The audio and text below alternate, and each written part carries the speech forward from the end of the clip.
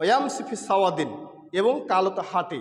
এর মানে হচ্ছে চোখ কালো, মুখ কালো, পা কালো, এ ধরনের দুম্বা আল্লাহ রসুল জবাই করলেন। তাহলে পশুগুলো কত সুন্দর ছিল, কত উত্তম ছিল দেখেন, সিংওয়ালা বিশিষ্ট। বিকাবসিন আকরানা ফাইলিন, আকরানা শব্দ আছে, বলছেন যে ইউদাহি বিকাবসিন আকরানা ফাইলিন, সিংওয়ালা বিশিষ্ট দুম্বা, সিংওয়ালা বিশিষ্ট দুম্বা জবাই করলেন আল্লাহ। তাহলে কালো কালো ধরনের, ধূসর রঙের এ ধরনের পশুগুলো আল্লাহ রসুল, উত্তম উত্তম সুন্দর সুন্দর পশুগুলো কুরবানি করতেন আল্লাহ রসুল। আর এটা মুহাম্মদ উম্মতকে কুরবানি করতে হবে, এ ধরনের পশুগুলোকে ক্রয় করার চেষ্টা করতে হবে। আন জাবির রাদিয়াল্লাহু তাআলা আনহু قال قال رسول الله صلى الله عليه وسلم, জাবির রাদিয়াল্লাহু তাআলা আনহু তিনি বলেন, রাসূল সাল্লাল্লাহু আলাইহি সাল্লাম বলেছেন, লা তাযবাহু ইল্লা মুসিন্নাতান, যে দাতা ছাড়া কুরবানি করিও না, মুসিন্না ছাড়া কুরবানি করিও না। মুসিন্না মানে দাতা, মানে যে দাঁত, দুধের দাঁত হয় না একটা পশুর, দুধের দাঁত ভেঙে যে দাঁত গজায়, এটা আমরা সবাই জানি। দুধের দাঁত ভাঙ্গার যে দাঁত গজায় সেটাকে আমরা মুসিন্না বলা হয়, অর্থাৎ দাতা বলা হয়। এ দাতা ছাড়া পশু তুমি কুরবানি করিও না। ইল্লা ইয়াসু আলাইকুম ফাতাযবাহু জাযাতান মিনাদ দানি, যদি এ ধরনের পশু ক্রয় করতে, সংগ্রহ করতে সমস্যা হয়, কষ্টকর হয়, তাহলে তোমরা একটা কি করো, যা দাও। অর্থাৎ ভেড়া, ছাগল এ ধরনের বাড়িতে আছে কিন্তু কুরবানি দাঁতে নেই, ক্রয় করতে কষ্ট হচ্ছে, তখন এ পশুটি তুমি জবাই করে দাও। এটা কষ্টর ক্ষেত্রে, একটা বাড়িতে আছে ধরলেন 1 বছর কম বেশি হয়ে গেছে কিন্তু দাঁতে নেই, 1 বছর কম বেশি হয়ে গেছে কিন্তু দাঁতে নেই, অথচ আপনার এই পশু ক্রয় করতে কষ্টকর হচ্ছে, আমি আর পশু ক্রয় করতে পারবো না মনে হচ্ছে, তখন আপনি ওইটা আপনার জন্য বৈধ, আপনি ওইটা আপনি দিবেন, সেটা বাড়ির জন্য হলে বেশি উত্তম হবে। মিসকাতুল মাসাবির মধ্যে হাদিসটি পাবেন, 1455 নম্বর হাদিস, নাসরুদ্দিন আলবানী রাহিমাহুল্লাহ হাদিসটি সহিহ বলেছেন।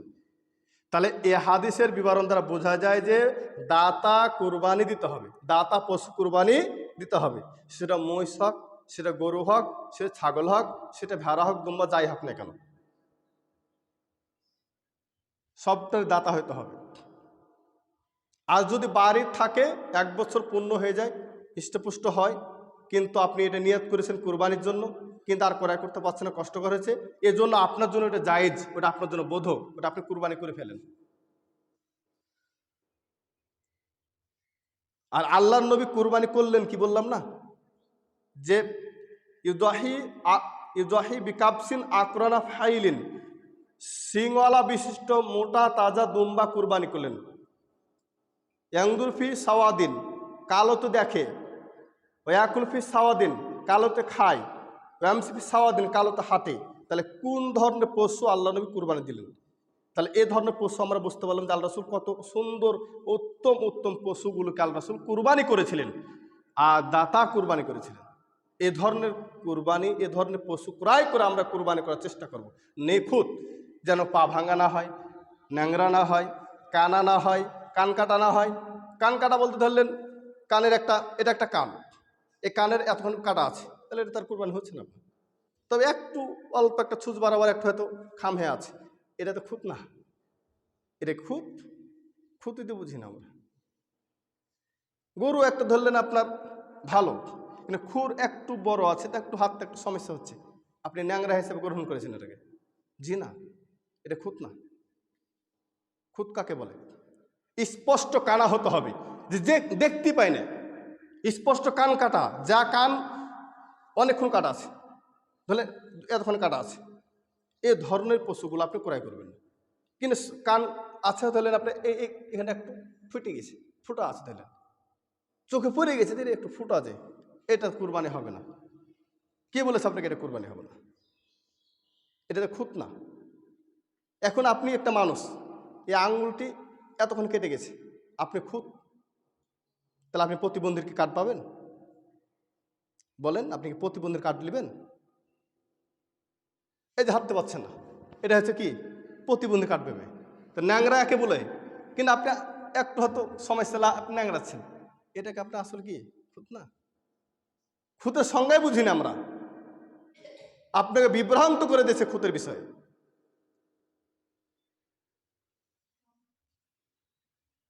সম্মানিত উপস্থিতি, কি বলবো, এক এলাকারই একটা ছাগল ক্রয় করেছিলেন একদিন, তো এক আলেমকে দেখাচ্ছিলেন, এক আলেম বলছে এটা খুঁত, তো তিনি কিনে ফেলেছেন, এখন তিনি বিপদে পড়ে গেছে।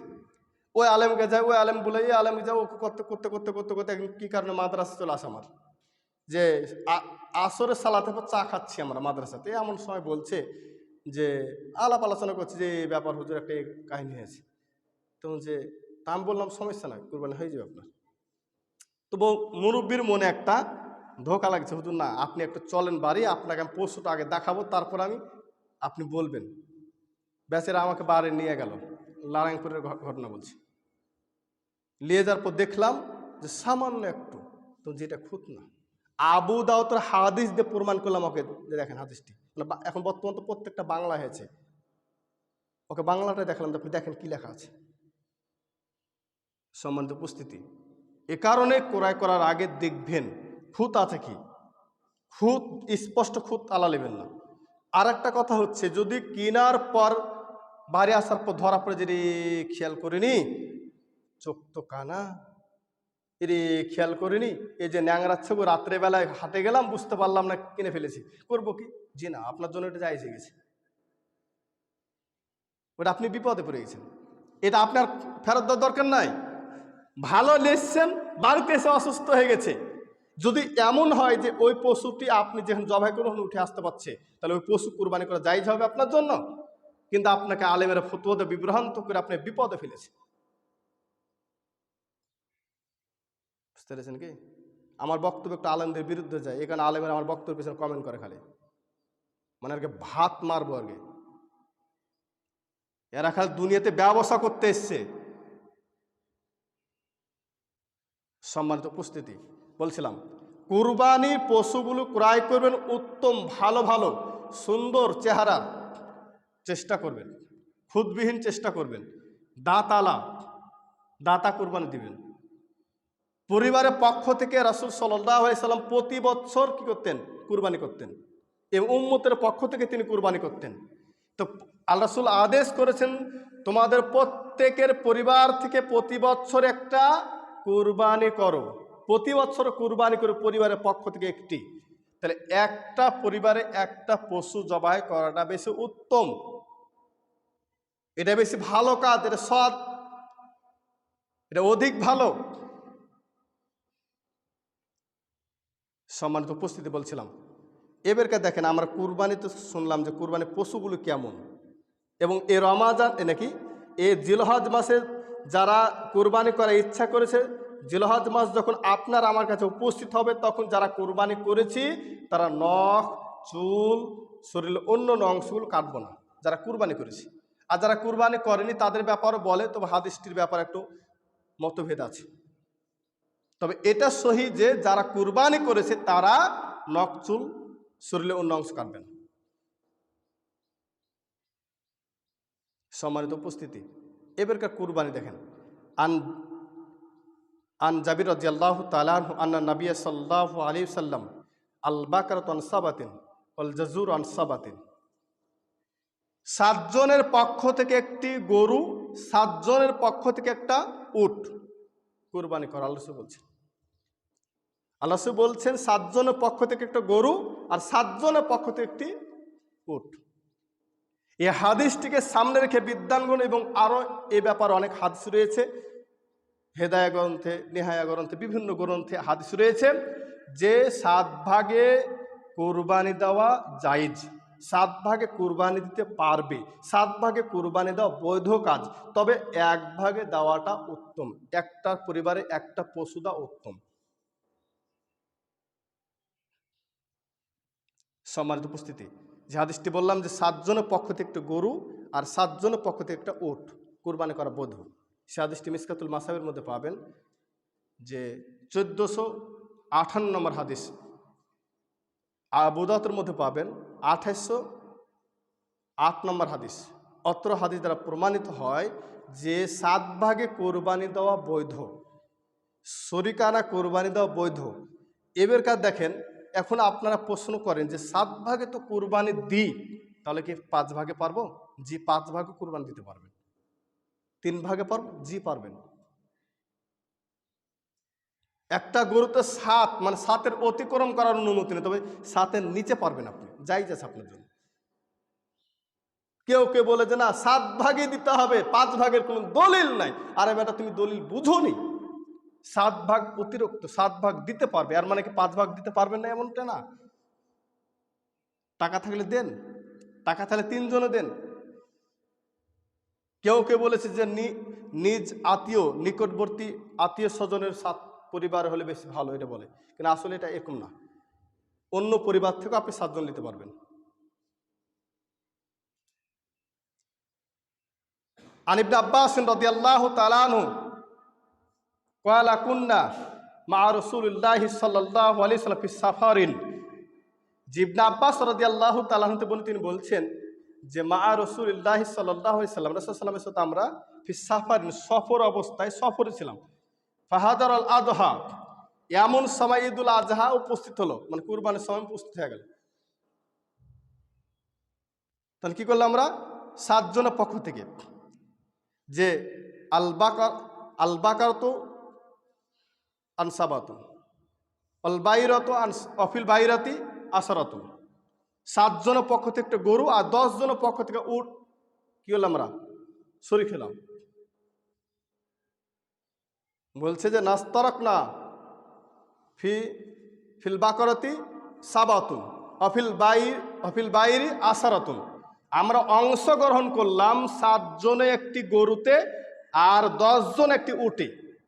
ফানাস্তারাকনা মানে আমরা অংশগ্রহণ করলাম, শরীক হলাম। তাহলে সফরের আসলে সাথে ছিল, এমন সময় 7 জনের পক্ষ থেকে একটা গরু দিল আর 10 জনের পক্ষ থেকে একটা গরু উট দিল। এটা সফরে উল্লেখ করেছে। তবে এ হাদিসকে বিদ্বানগণ বলেছেন এটা সফর জন্য খাস করা যাবে না, এটা মুকিন অবস্থাও জায়েজ আছে বোধ, তবে এটা স্পষ্ট সফর। অথচ বিদ্বানগণ সালাহগণ বলছে না, বৈধ আছে, মুকিন অবস্থাও যদি কেউ কি দেয়, এ 7 ভাগে কুরবানি দেয়, তাহলে বৈধ আছে, জায়েজ আছে। সম্মানিত উপস্থিতি, তাই আমরা কুরবানি করব, যদি কেউ 7 ভাগে কুরবানি করে তাহলে আমরা বাধা দেব না। তবে এতটুকু সত্য যে সকলের বক্তব্যের শেষে বলেছেন, সবাই বলেছেন, তবে পরিবারের পক্ষ থেকে একটি কুরবানি করা বেশি উত্তম, এটি বেশি ভালো কাজ। কিন্তু আমরা দেখেন 7 ভাগে দেন, জায়েজ আছে, বৈধ। 7 ভাগে বিদ্বানগণ বৈধ করেছেন, দেন, হাদিস আছে, ফতোয়া আছে। তবে এটা দেখেন যে আমাদের বাঙালিরা যারা 7 ভাগে দেয়, তারা অধিকাংশ মানুষ আমাদেরকে যে যুক্তি দেখায় যে হুজুর আমি খাসির গরু খেতে পারি না, তা আমি গরু কোরবানি দিই। মানে ওর মূল ছিল গোস্ত খাওয়া, ওর মূল হচ্ছে গোস্ত খাওয়া। আমি বলি যে আপনি একটা পরিবারের পক্ষ থেকে একটা ছাগল দেন, এরকম যখন একটা উপদেশ দিই, তখন বলছে হুজুর 7 ভাগে কি দেওয়া যাবে না? না, দেওয়া যাবে, তো এটা ভালো কাজ, আপনি এটা ভালো কাজের জন্য একটা উপদেশ দিলাম। তো হুজুর আমি যে গরু খাই না, তো গরু নাই খাসি খাই না, তো গরুর গোস্ত খাইতে ভালো লাগে, ফ্রিজে এটা 1 বছর থাকে, কিন্তু খাসির গোস্ত গন্ধ হয়ে যায়, তা আমি খাসি আর দিলে। দুঃখের বিষয়, আসলে কিসের জন্য কুরবানি করেছে, কিসের জন্য কুরবানি করেছে? আর আল্লাহ তাআলা বলছে কি দেখেন,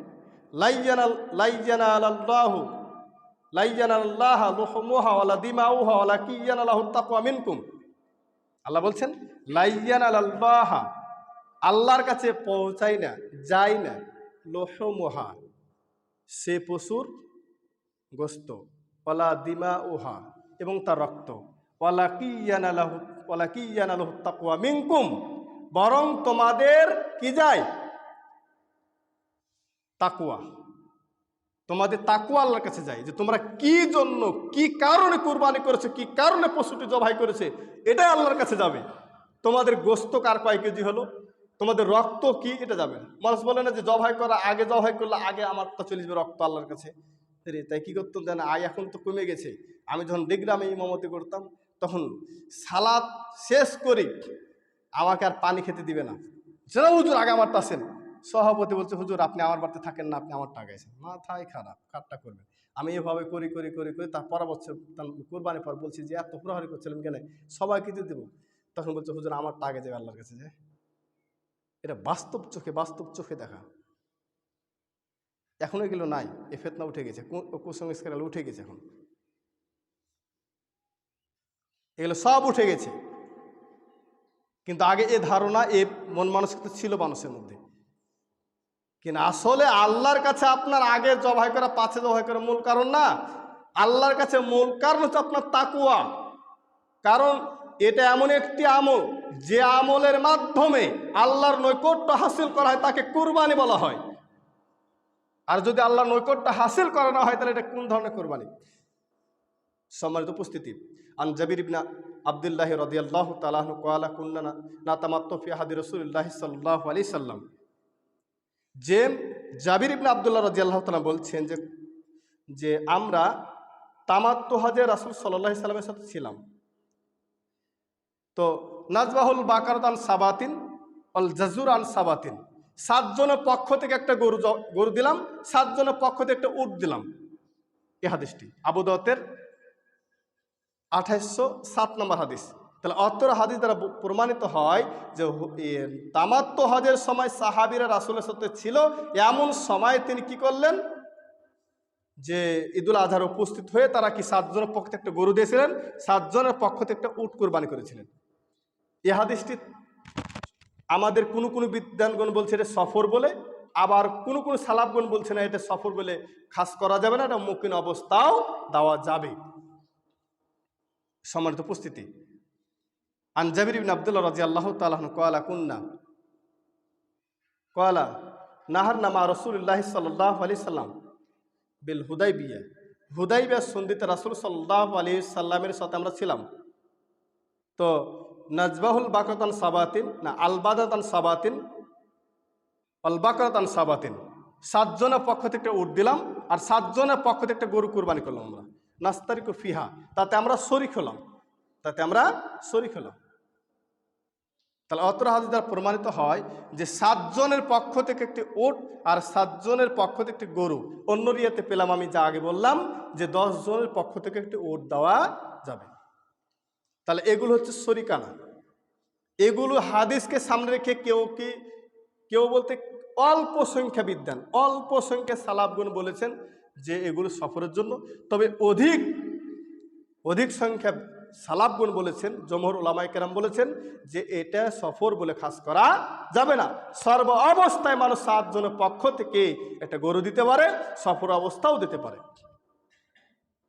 অতএব আপনি আমি যদি মনে করি যে আমি গরু ভাগা দেব, তাহলে দিতে পারবেন, কিন্তু নিয়াত থাকতে হবে যে আল্লাহকে খুশি করার জন্য, আল্লাহর জন্য কুরবানি করছি।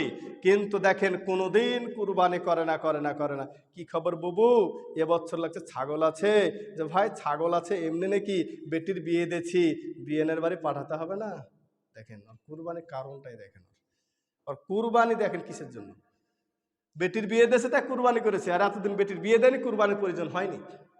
এখন কুটুম আছে, জামাই আসবে, গোস্ত এগিয়ে দিতে হবে, কুটুমের বারে হাফ কেজি গোস্ত না দিলে খারাপ দেখায় না, সম্মান থাকবে, সম্মানের পর লক্ষ্য করেছেন। কিন্তু একবার কি দেখেছেন কাল কিয়ামতের দিন আল্লাহর কাছে কি জবাব দিবেন?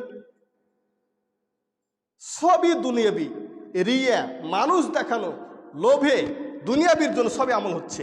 অথচ আল্লাহর জন্য আমলগুলো না করার কারণে আমরা যত আমল করছি তত অন্যায় হচ্ছে। কারণ আমলটা আমাদের কাজে লাগে না। সালাত আদায় করছি, অন্যায় করছি, কারণ সালাত হচ্ছে আল্লাহর জন্য না, সালাত হচ্ছে দুনিয়াবির জন্য। সালাত যদি আদায় না করি তাহলে আমি হুজুর মানুষ খারাপ দেখায় না, সালাত আদায় করি তাহলে মানুষ বলে হুজুর 5 ওয়াক্ত সালাত আদায় করে, হুজুর একটু ভালো মানুষ, তাই মানুষ বলবে ভালো, তাই আমি সালাত আদায় করি। সবই হচ্ছে দুনিয়াবির জন্য, সবই রিয়া। এ কারণে আমাদের আমলগুলো আজ আল্লাহর দরবারে কবুল হচ্ছে না, তাই আমাদের এত বিপদ। আসুন পবিত্র কোরআন এবং সুন্নাহর ভিত্তিতে আমরা কোরবানি করি। সংক্ষিপ্ত বিষয় হচ্ছে, যারা কোরবানি করবেন তাদের একটি আমল বলছিলাম, এর আগে বলেছিলাম, আমি আবার একটু মনে করে দিই। উম্মে সালামা রাদিয়াল্লাহু তাআলা আনহা ক্বালাত ক্বালা রাসূলুল্লাহ সাল্লাল্লাহু আলাইহি সাল্লাম। উম্মে সালামা রাদিয়াল্লাহু তাআলা আনহা বলেন, রাসূল সাল্লাল্লাহু আলাইহি সাল্লাম বলেছেন, ইজা দাখালাল আসর, যখন জিলহজ মাসের প্রথম 10 দিন উপস্থিত হবে বা আসবে তোমাদের কাছে, ওয়ারাদা বাদুকুম আইয়ুদহিয়া, যখন যারা ইচ্ছা করেছো যারা ইচ্ছা করেছে যে কুরবানি করবো এবার, তারা যেন ফালায়ামুসামিন সারিহি ওয়াদফারি সাইয়ান, তারা যেন শরীরের কোনো অংশ, চুল, নখ, মুজ, আরও যত অংশগুলো কাটা যায় সেগুলো না যায়। তবে দাড়ি আজীবনই হারাম, 10 দিনের কোনো কথা না। তবে যেগুলো হালাল সেগুলো হারাম, যেগুলো হালাল সেগুলো নিষেধ, যেগুলো হারাম সেগুলো আজীবনই হারাম। দাড়ি আপনার 10 দিন আজীবনই, যতদিন বাঁচবেন। চুল আপনি কাটবেন না, 10 দিন পর আপনি কাটেন, যাই যাচ্ছে। মুজ আপনি কাটেন, 10 দিন পর যাই যাচ্ছে। আরও নখ কাটেন, যাই যাচ্ছে। আরও যত অঙ্গগুলো কাটছেন কাটেন, তবে দাড়ি কোনো দিনই না। এটা ছেড়ে দিতে হবে, এটা ধরার অধিকারই নেই। সম্মানিত উপস্থিতি, এ কারণে যারা কুরবানি করেছে তারা এই আমলটি করার চেষ্টা করবেন। আর যারা কুরবানি করেননি তারাও এই 10 দিন, এই জিলহজ মাসের 10 দিন বেশি বেশি আমল করবেন। কারণ এই 10 দিন হচ্ছে আল্লাহকে সবচেয়ে প্রিয় নেক আমলের দিন। আল্লাহ সুবহানাহু ওয়া তাআলা জিহাদের চাইতে কি জিহাদের চাইতে উত্তম। তবে ওই জিহাদ না যে জিহাদ আল্লাহর পথে জীবন দিয়ে বাড়ি আর ফিরে আসে, শাহাদাত বরণ করেছে, তারা ব্যতীত। সম্মানিত উপস্থিতি, এ কারণে আপনাকে আমাকে যারা কুরবানি করেছে তারা আমরা এই আমলটি করার চেষ্টা করব। আরেকটা হচ্ছে যারা কুরবানি করব তারা কি করব, আমরা যে কালো বা ভালো পশু, ভালো খাসি এ ধরনের আমরা নিখুঁত দাঁত আলা এবং শক্তিশালী মজবুত ধরনের পশুগুলো ক্রয় করব, দেখতে যেন ভালো লাগে। পরিবারের পক্ষ থেকে একটি কুরবানি করার চেষ্টা করব। যদি সমস্যা হয় তাহলে 7 ভাগে কুরবানিটা বৈধ দিতে পারবেন, আমি আপনাকে নিষেধ করি। তবে আমি রমজান অনেক দিন আগে 7 ভাগে কুরবানিকে নাজায়েজ ফতোয়া দিয়েছিলাম, তবে এখন এটা পরিহার করেছি। কারণ দিন দিন গবেষণা বাড়ছে, দিন দিন ফতোয়া পরিবর্তন হচ্ছে। এখন আপনি বলেন যে কোনটা মানবো। এবারকে দেখেন, আমি একজন আলেম মানুষ, তবুও যদি আমার অতীতের আমার নিজের বক্তব্যকে যদি আমি অগ্রহ করে দিই, ছেড়ে দিই, তাহলে আপনি কেন ছাড়বেন না? আপনাকে ছেড়ে দিতে হবে। কারণ কোরআন হাদিসের কাছে গুমরাহি, দলীয় ক্ষমতা, বক্তব্য, জেদ কিছুই চলবে না। কোরআন হাদিসের দলিল এসে গেছে, ছেড়ে দিতে হবে। যেমন দেখেন যে কাবা আমাদের সর্বপ্রথম ক্যাবলা ছিল, জানেন তো? সর্বপ্রথম ক্যাবলা না, কিন্তু মানুষ বলে সর্বপ্রথম ক্যাবলা ছিল বাইতুল আকসা। না, বাইতুল আকসা সর্বপ্রথম ক্যাবলা ছিল না। সর্বপ্রথম ক্যাবলা ছিল বাইতুল হারাম। বাইতুল হারামও ইব্রাহিম আলাইহিস সালাম তৈরি করেছে, বাইতুল আকসাও ইব্রাহিম আলাইহিস সালাম তৈরি করেছেন। তো বাইতুল হারাম আগে হয়েছে, বাইতুল আকসা পরে হয়েছে।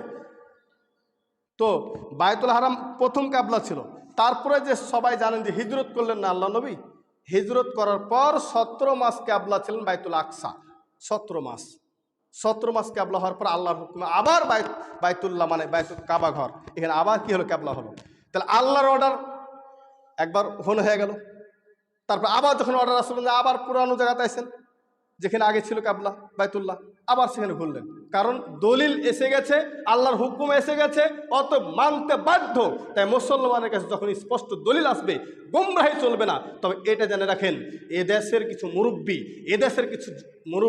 এদেশের কিছু আলেম, তারা বেশি গুমরাহি করে। এই যুবকের জন্য কুসংস্কার উঠেছে। একটা যুবককে দেখলাম না, এটা আপনি কেমন কথা বললেন, কোনোদিন শুনিনি কথা। যুবক বলেন, এখানে মুরব্বীরা বলে, মানে বেশি পণ্ডিত হয়ে গেছে। মুরব্বীদেরকে বলবো, গুমরাহি করেন না। গুমরাহি চলে না কোরআন হাদিসের কাছে। গুমরাহি হচ্ছে খারাপ পথ, এর শয়তানের পথ, এর শয়তানের উক্তি, এর শয়তানের কাজ, এর শয়তানের চাহিদা। আল্লাহ সুবহানাহু ওয়া তাআলা আমাদেরকে এই বিষয়গুলো মানার তৌফিক দান করুন, আল্লাহুম্মা আমিন। আমি কুরবানি পশু সম্পর্কে এবং কুরবানি এই জিলহজ মাসের আমলগুলো বললাম, আমল করার আমরা চেষ্টা করব। আল্লাহ আমাদের সহজ করুন এবং কবুল করুন, আল্লাহুম্মা আমিন। আগামীতে আমরা আলোচনা করব কুরবানি গোশত খাওয়া, নেওয়া দেওয়া বিষয় নিয়ে, আনুষঙ্গিক বিষয় নিয়ে। আল্লাহ তাআলা আমাদেরকে যদি তৌফিক দান করুন, আমিন। সুবহানাকা আল্লাহুম্মা বিহামদিকা আশহাদু আল্লা ইলাহা ইল্লা আনতা আস্তাগফিরুকা ওয়া আতুবু ইলাইক। আসসালামু আলাইকুম ওয়া রাহমাতুল্লাহি ওয়া বারাকাতুহু।